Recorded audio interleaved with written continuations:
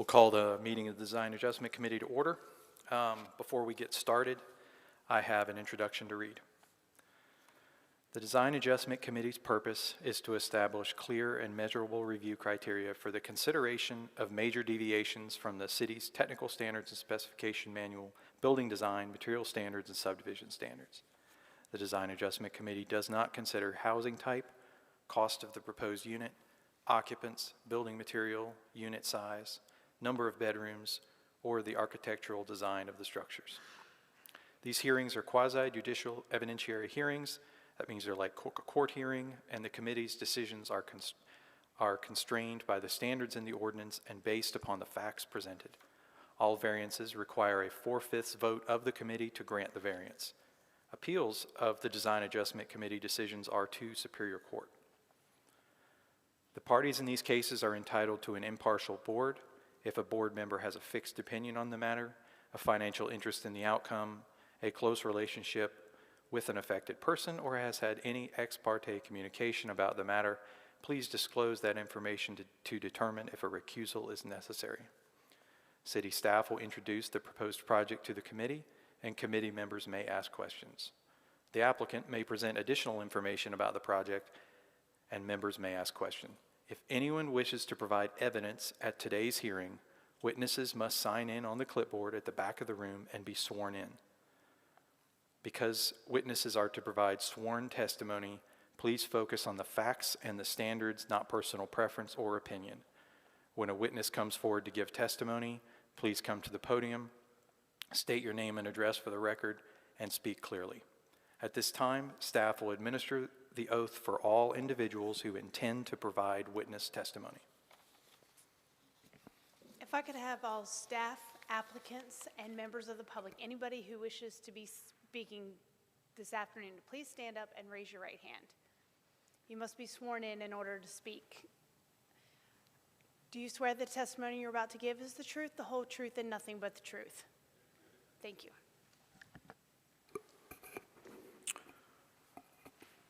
The first item on the agenda is approval of the February 19th minutes. Has everyone had a chance to review the minutes? And if so, are there any comments or a motion? To approve. Motion to approve. Second. All in favor of approval of the minutes, say aye. Aye. Any opposed? Minutes are approved. The first and only item on the agenda today is the Haven at Galleria. Is there a staff presentation?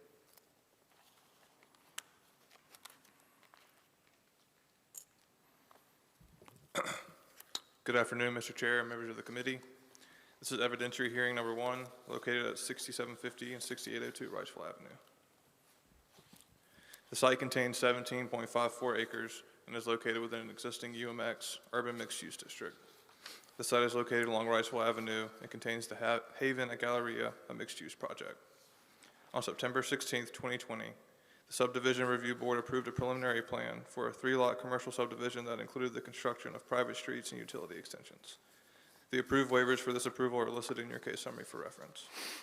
On January 18, 2023, the Design Adjustment Committee, acting as the Subdivision Review Board, approved a modification to the approved preliminary plan to adjust the street layout and modify the street cross-sections.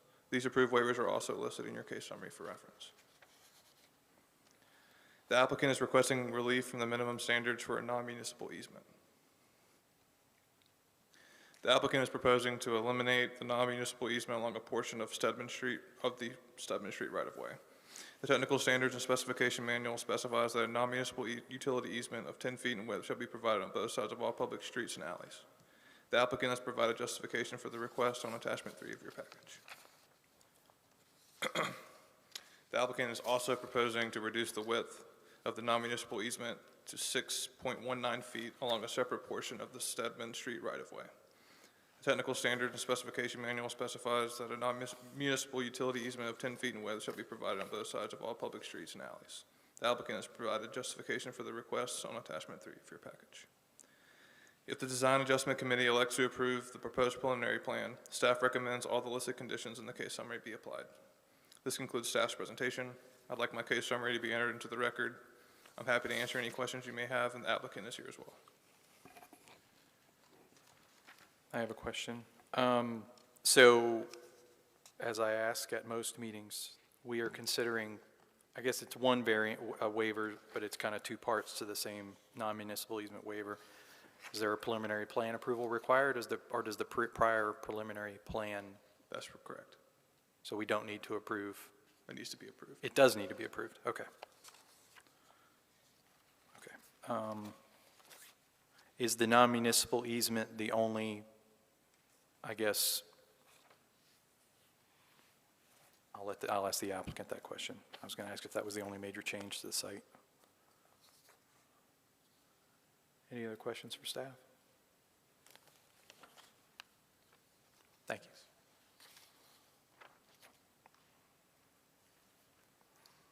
Does the applicant wish to present?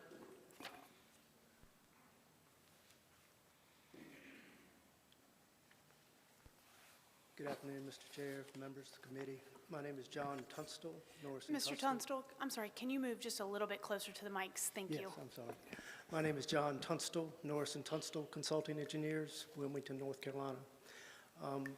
We bring before you today, as Zach was mentioning, two variances to the previously approved non-municipal easement. We came back in 2023, I think it was February 8th of 23, to ask for the non-municipal easement on one side of the road, and it was granted on one side of Stedman Street.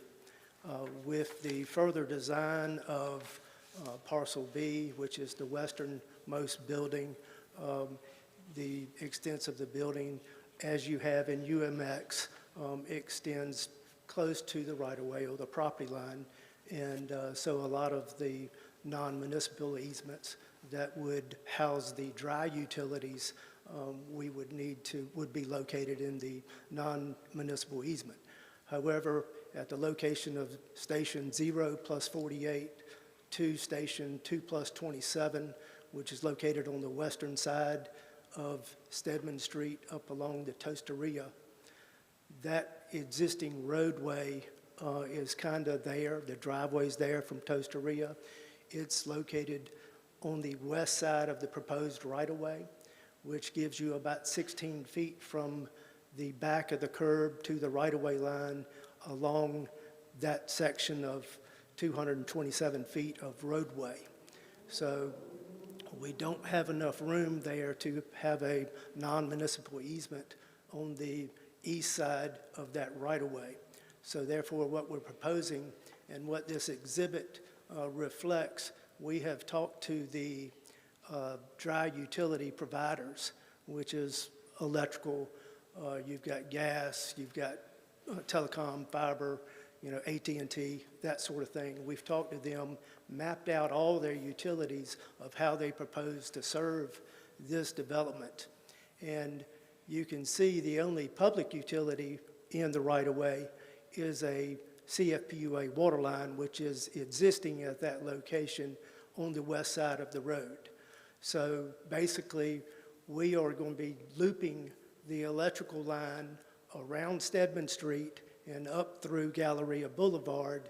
The electrical lines that are in place overhead along Wrightsville will be removed, and this will complete the loop back out to Wrightsville Avenue, and then also up Galleria Boulevard will tie to the across the street at Jones Road to the electrical service there. So that will also be looped. So basically, the only dry utility that will be in the right-of-way at that location where we'll not have a 10-foot non-municipal easement is an electrical line that we have shown 5 feet inside the right-of-way and will be within a conduit. The other variance that we're asking for today is, you can see at Station 7 plus 67 and to 8 plus, let's see, 767 to 872 is a reduction in the 10-foot non-municipal easement to 6.19 feet is the minimum distance that we would have there at one restrictive point.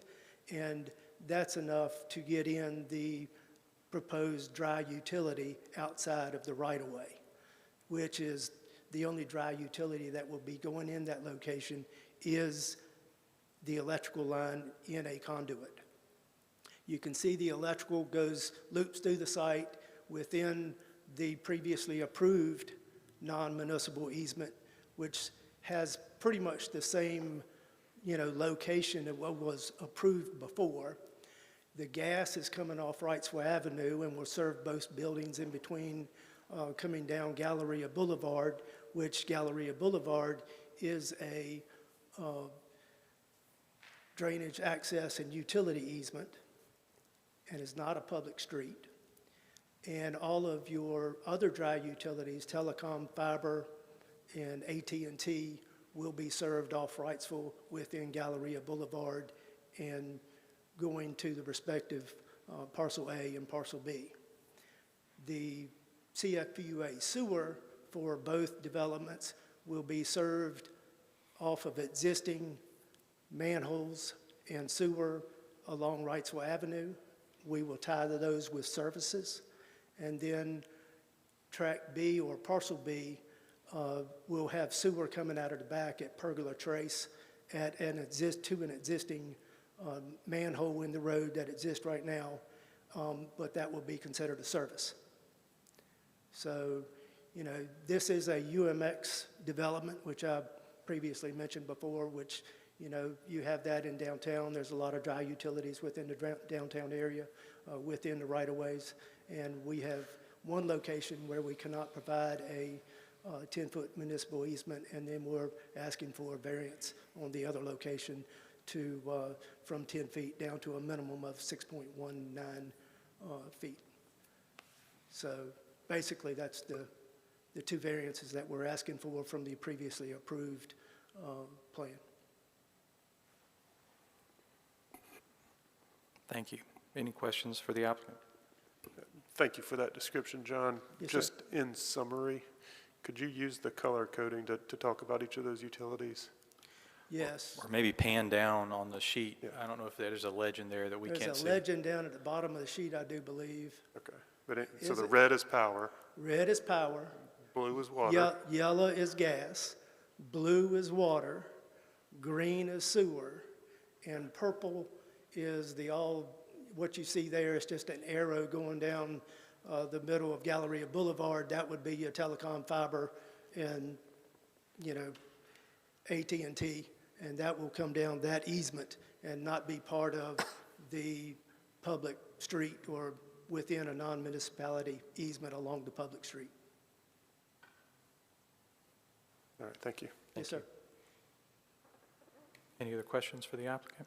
I have a question for John. The 6.19 request, was there a realignment there from the originally approved No, plan? that was- Or was that just recently identified as a reduction? That was recently identified as a reduction. It existed before, and, but however, the non-municipality easement on the north side of the road, you can see how on the northwest side of Galleria Boulevard where it meets Stedman, it extended up on the north side of the road and then came over after that restriction there. So we did have a 10-foot non-municipality easement, but the building has grown a little bit in that location, which would not allow that easement on the north side. Thank you. Yes, sir. So there was a waiver, I believe, granted in 2023. I don't think it was one of the ones that was granted by SRP in 2020. So the one in 2023 eliminated the non-municipal easement on both sides. That is So it basically approved the sort of general configuration of the easement around the, because it crosses the road several times. That is correct. Okay, that's not what was, but I guess what in response to Eric's question, that little pinch point at the 6.19 wasn't identified specifically with that approval, and so we're just sort of formalizing that request with this one, as well as the reduction to 0 on the western side.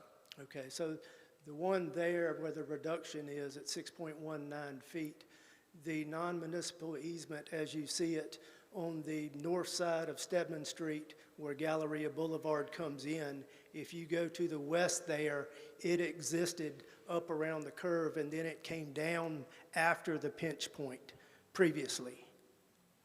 Okay, so that was, we had 10 feet on the northern side, and then so we're, with the building getting a little bit larger on the southern side now for parcel B, we are asking for that reduction, and we've confirmed with the dry utility, which is the electrical, that they will be going underground there, and that will be enough room for them to locate within that area. Thank you for the clarification. I Yes, did sir. not know that. Any other questions for the? One more question, more of Yeah. a confirmation. So the utilities were approved back in 2023, correct? That is correct. And you're planning on coming back in for a modification for these minor design changes? That's for the correct. building? And we've already submitted for TRC, and we've been having several meetings with CFPUA, and we've, had several meetings during the last, So you've been in touch couple with months. design services then for Yes. CFPUA? yes.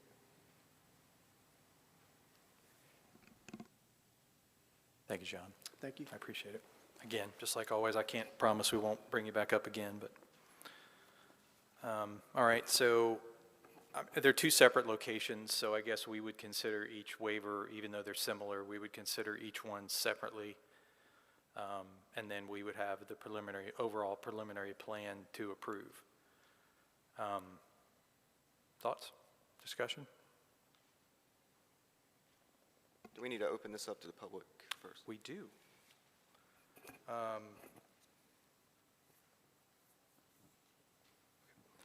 At this time, I will open the public hearing. Is there anyone from the public who wishes to speak on this matter? Yep, if there is, I would ask that this waiver is specific to the non-municipal easement. It's not specific to the development as a whole. We're only considering the non-municipal easement. So I would ask that you keep your comments specific to that. The other elements of the project, have already been approved and are not part of this action. Anybody from the public who wishes to speak? Thank you. Committee, staff, attendees, thank you. So, thank you for the clarification. Could you please state your name for the Yes. record? Yep, thank you. Dan Kohler, 3742 Pergola Terrace, the adjoining neighborhood. I appreciate the clarification, Mr. Gordon, on specific to this variance. I feel a little negative. I don't have my attorney or Phil. Where's Phil today? I'm not sure. My engineer up here. But for clarification, again, for everybody in the attendance here behind me, this is just the variance on a private road for the utilities that affect this project, correct? I believe Stedman Street's a public street. So this will be a public street? It is Okay. planned as a public street, yes. Well, this makes it much more simple then, thank you. I was just concerned about the utility access and the ability to service those utilities over a private street. Everything else has been approved from a site plan standpoint, so the variance seems respectful in this particular case.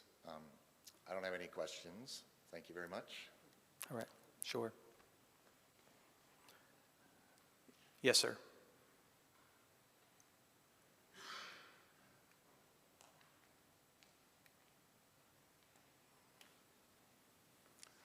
Good afternoon. My name is Tony Carter.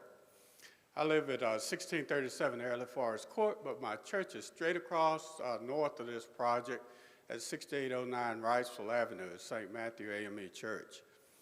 And I am being respectful of the requirements of this particular meeting. I guess I got excited at some of the previous variances that were approved. But in this case, and I was in design at one time. I'm a retired civil engineer from the U.S. Army Corps of Engineers. And it appeared that when I designed things, I had requirements to meet, and I figured out some way to meet them. Mr. Tonsel that just spoke said that that 6.19 variance that he's asking for is because a building had grown. And so, I mean, we had an approved design and approved utilities and everything on a previous design. I was happy, well, I wasn't happy with the previous design, but I accepted it. And so if we accepted it and it was approved, it seems like we would have kept our design within the limits of the code or the requirements. And it just seems like, you know, we continually come back about changes. And like I said, the previous variances were a lot of different curves and things like that that we had to meet. But this one, we just continually keep coming back for variances instead of designing to the criteria. And so I'm just asking on behalf of you all that you all consider that we, as a city of Wilmington, we got requirements. Either we change the requirements so that these developers can have their way with the designs, or I guess we're increasing the density is what's happening while the buildings are growing. But if we're doing that, then can we as a city agree on some new requirements if they aren't required? That if we're going to approve variances on them, evidently those requirements are not needed. So just for your consideration. Thank you. Thank you, sir.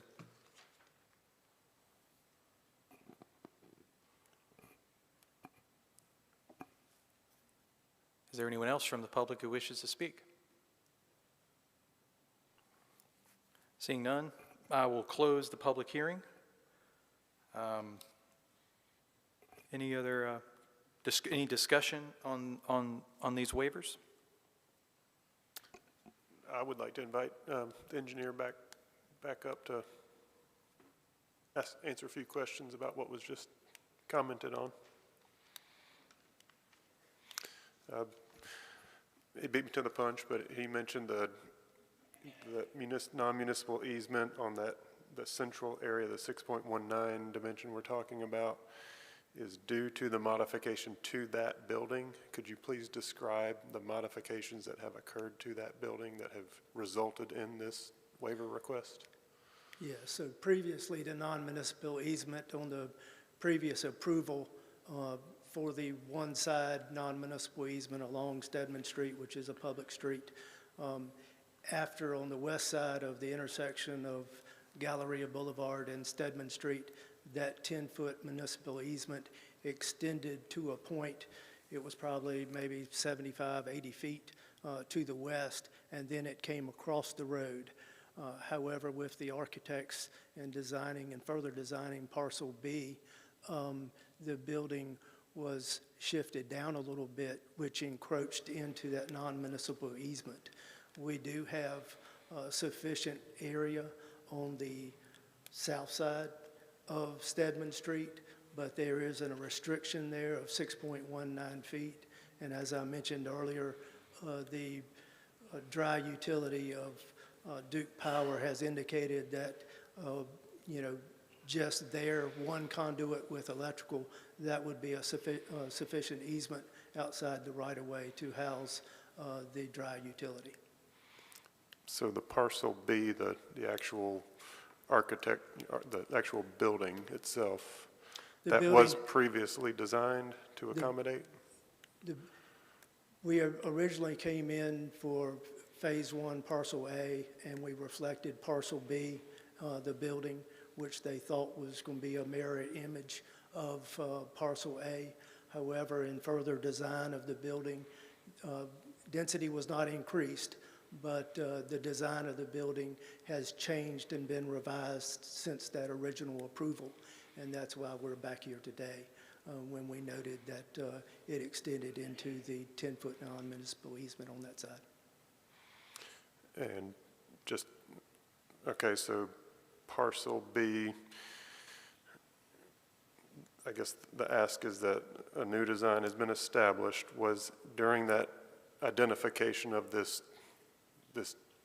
variance request, was it ever considered to do a little work on the roadway itself in order to provide, to shift the road, Stedman Road a little bit in order to provide that municipal easement completely on the south side? No, because the only dry utility that we have going in there, which is indicated as electric, had indicated that it could go in with that 6.19 feet and that restriction, and that's the only dry utility that we have within that area. So therefore, we didn't feel the need to redesign the road.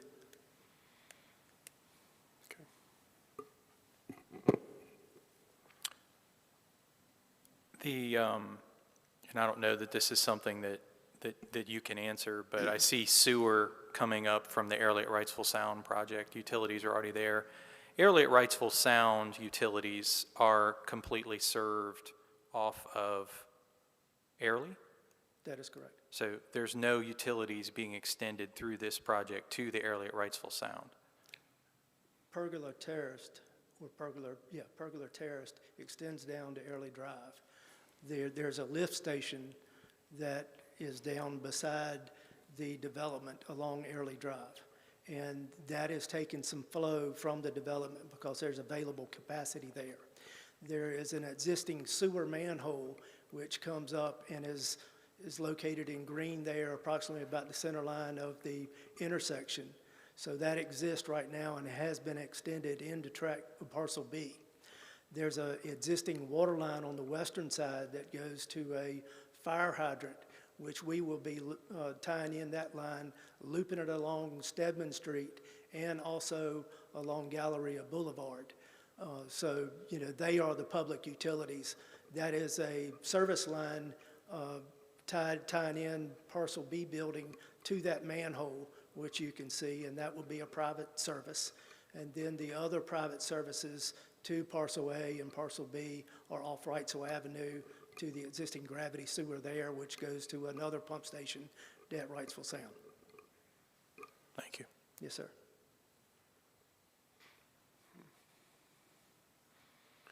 Any questions? John, back to the that 6.19 issue. On the north side of Stedman Street, between the sidewalk and the curbing for Stedman Road, what is the dimension of that plaza? That should be about 11 feet. Okay. Is there a minimum or a maximum design for that plaza width? You know, it was designed as a City of Wilmington collector street. And so, you know, that's the guidelines that we went by.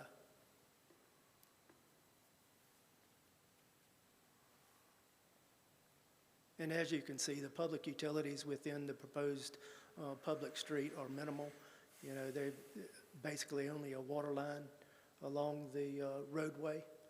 And so the only non-municipal dry, you know, utility that we would need to be looped around Stedman Street is the electrical.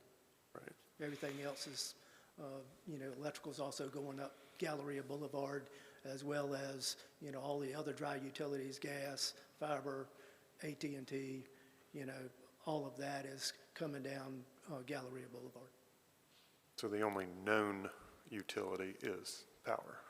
Correct. Okay. We don't know about future needs, which is the purpose of the non-municipal easement, correct? Well, we've reached out to all of the dry utility providers that would be involved in this development, and this is the way we developed this exhibit because we incorporated their comments of how they would serve this development.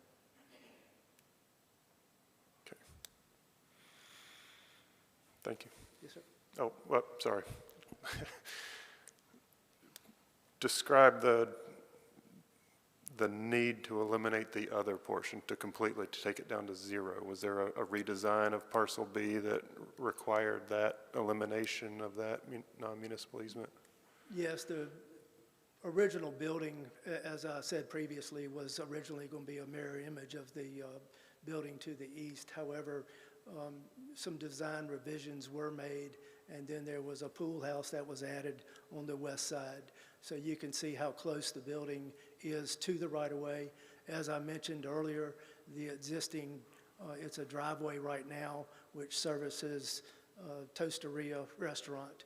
And so that is constructed, and you can see the back of the curb and the curb there.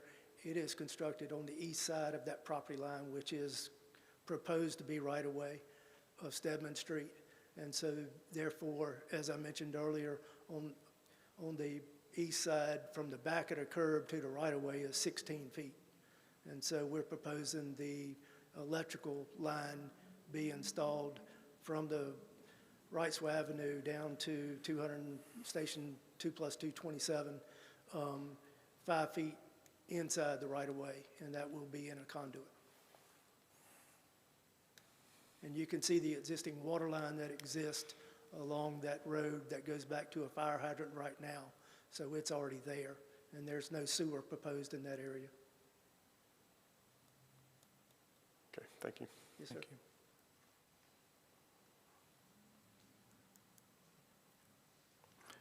Any other discussion on this? Thoughts? I mean, personally, I have less of a problem with the 6.19 than I do the elimination on the west side. That's my opinion. I think, you know, they've proven that the 6.19, they've shown that it can accommodate the utilities that are needed in that area. And there's not a lot of future development that would serve. I don't know. I have more of a problem with eliminating it on the west side. I know that there's, I mean, it's not shown on this drawing, but there's at least one property.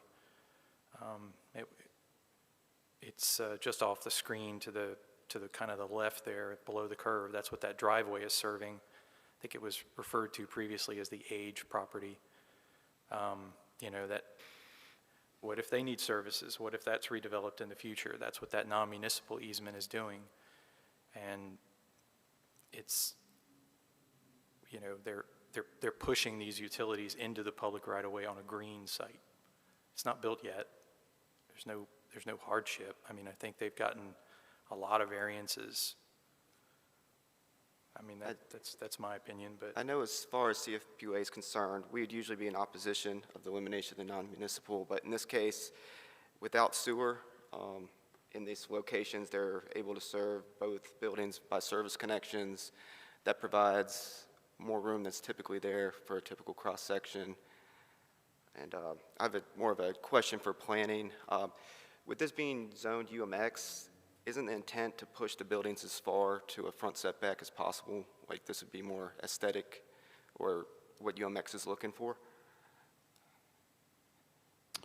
A UMX has a maximum building setback of 10 feet. So yes, it was originally intended to serve as a redevelopment type zoning category for our urban 1945 corporate limits. When it was adopted outside of that, it took those standards to these locations such as the Galleria, Center Point, the Avenue. But yes, it was indeed intended to be zero setback for a more urban kind of street front. Thank you. So I have a question for utilities. Do you know the property I'm speaking about, the age property? It's just off the screen there. It's what that blue water line is sort of heading to, and that driveway is heading towards. I guess it either is or was an existing sort of residence and may someday be more than that. I don't know. How would that property be served with? It's obviously, we know how it'll be served with water because there's water service to it. But what about sewer? You know, would sewer have to be potentially extended to that property in the future? Obviously, there's not the need now, but how would it be served? That's a great point. Does the engineer know if there would be a sewer manhole access within airly at Wrightsville Sound that's provided for that, or where the service currently is provided? I don't know if they provided one with the development south of this for sewer to that parcel. I know it has water, and certainly, you know, you can see the non-municipal easement from Pergola Terrace all the way to the west that would enable that parcel to get sewer if it needed it. I don't know if they're on a septic system or not, but they do not have sewer through these two tracts or this tract. And I don't know if the previous development, as far as the early development, provided them sewer or not. But there is a pathway that could be, sewer, public sewer, be installed, within Stedman Street right away, or there's enough room outside of it to install sewer to that tract. Thank you. Yes, sir.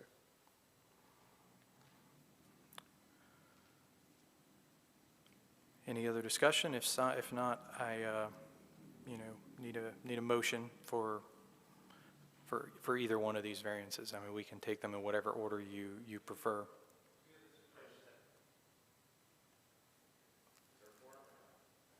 The public is closed. The public hearing is closed. Right? Yeah. Sorry.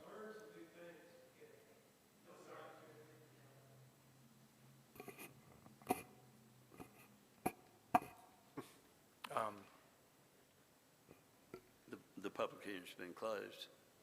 Okay. So there. Okay. So if information's learned during this discussion, after the public hearing's still shut down? Am I able to open the public hearing back up? Do you have anything directly related to what's being proposed to offer, or is this, this is a quasi-judicial hearing that's centered on these two variance requests.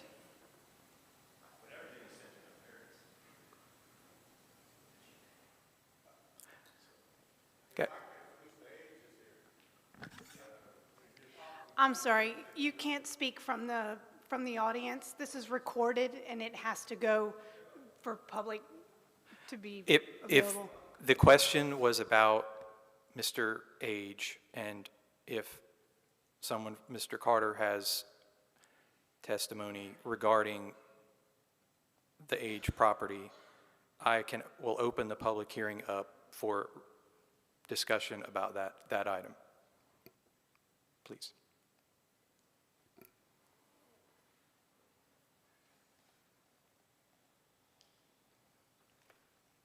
Not to belabor the point, Mr. Age did show up, and he's sitting next to me in the audience.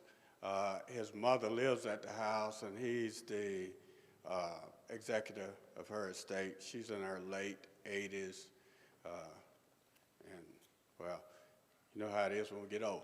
Anyway, with that respect, I was unaware that we were going to impact the easements for them to acquire the utilities that they need, because there is a fire hydrant right at the edge of their property, and it's shown on the drawings, but I didn't know that we were going to impact the ability to maintain any utilities to that particular site. Now, with respect to that, the Aegis easement has also been compromised by the development of airlet Wrightsville Sound. So all of the properties that you see on the west side of airlet Wrightsville Sound, they back up to this easement also, and they're using that easement. So it's not just the Aegis, but when you mentioned that you were gonna, the pool house was added, I guess, and so that took care of that easement, or eliminated it, or eliminated the space that was available for the easement. And so now we're basically getting rid of that easement, which I would say directly impacts them, and perhaps any future developments, should they sell the house or anything, there won't be any way to access the utilities. And in this case, we're talking about the water line only, I think. Well, the water line will be within the right-of-way, and I think it's there now. So I think the property is served well, and I know this isn't a question and answer sort of type of discussion, but I did want to clarify that the property is served with water. Yeah. It is adjacent to public right-of-way, so it's not that the option would be eliminated. It's just that the option would be eliminated easily. the non-municipal easement is intended to, provide extension of non-municipal utilities to the property and adjacent properties. And I think that's obviously a concern. The question that was asked of, the public utility representative here was, does that property do they currently have water and sewer access? And if you can answer that, I would appreciate an answer to that. If you don't, then we'll I think it may be just assumed to be, a septic system. I don't know. Well, could I consult with Mr. H? I don't know the personal aspects of that particular property. Ask him if he gets a water bill. If he does that, then, and he will be paying it because he's the executive for the estate. So that would easily answer that question as to whether or not the requirements are there.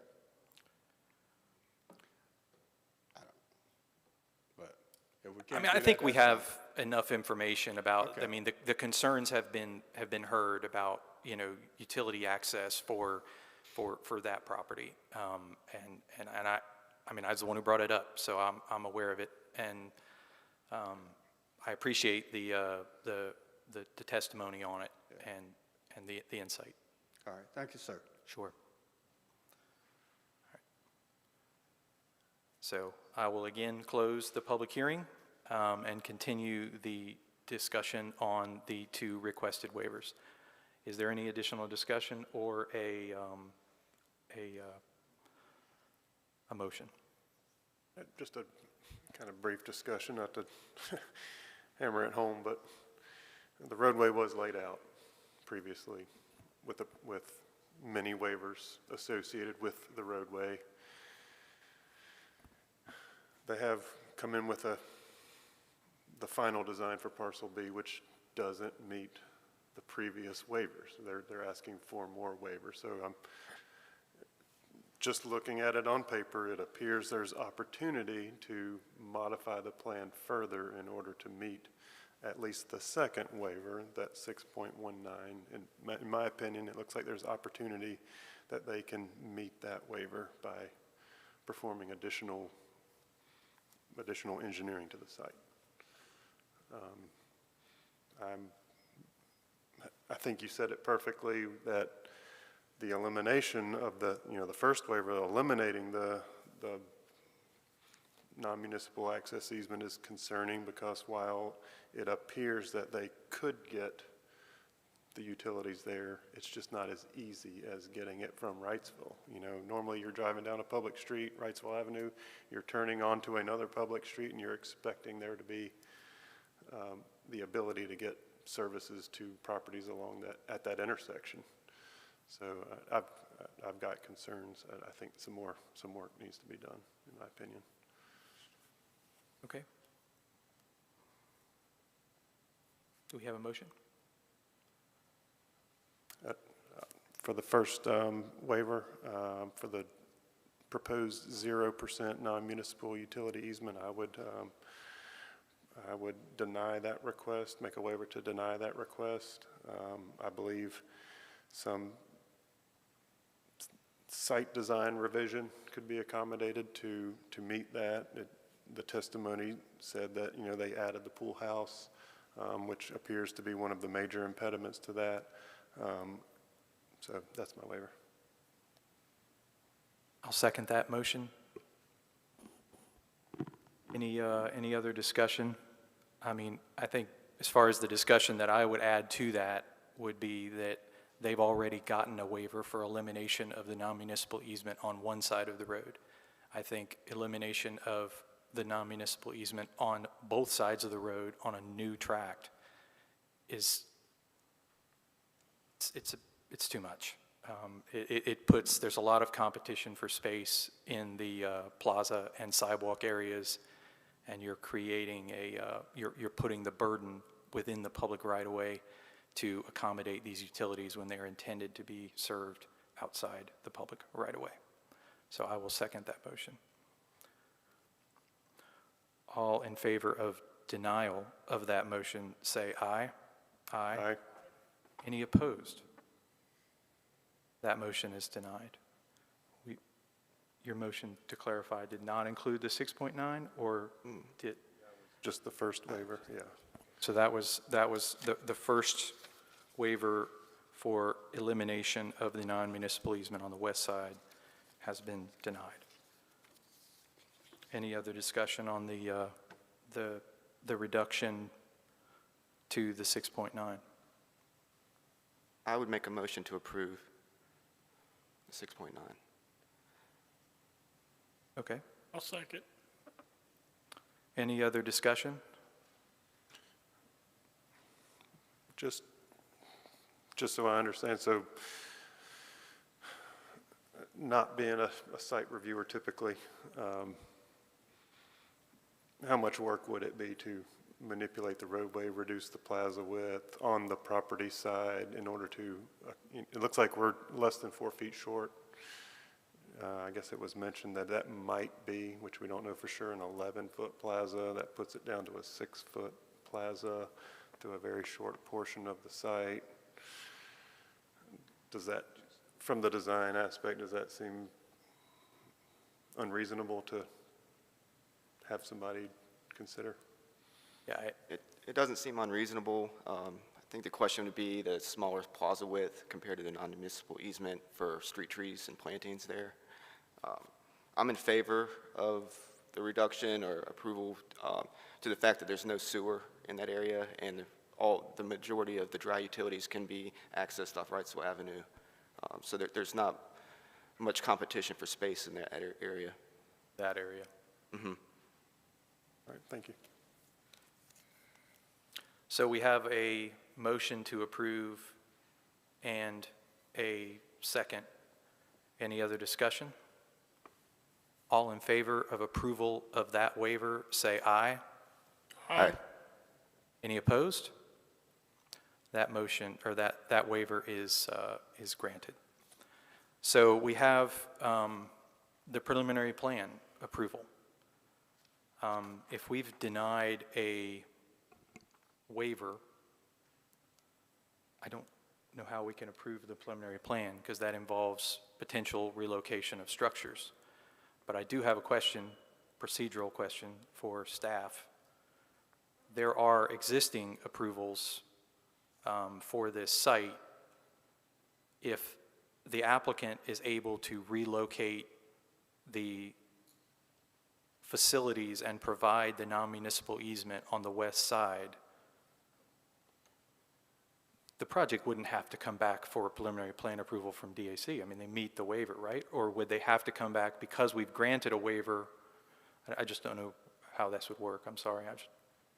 If they make adjustments based on the denial of the zero, it would not need to come back. I will say that since you did grant the waiver for the 6.19, you will need to approve the preliminary plan that is associated with that change. If you denied both, then you would deny the preliminary plan, but you did approve one of them. So you need to approve that preliminary plan based on that approval of that waiver, because it is a change to the cross-section. Okay. And But it doesn't do anything. Approval of the preliminary plan would not, I mean, they would still have to meet the 10-foot non-municipal on the west side. Absolutely, and if it's the purview of this committee, you could add a condition that, you know, it's only in consideration of the approval of the 6.19. It does not include the zero. Thank you. I will make a motion to approve the preliminary plan for the specific to the waiver granted for the reduction to 6.19 feet.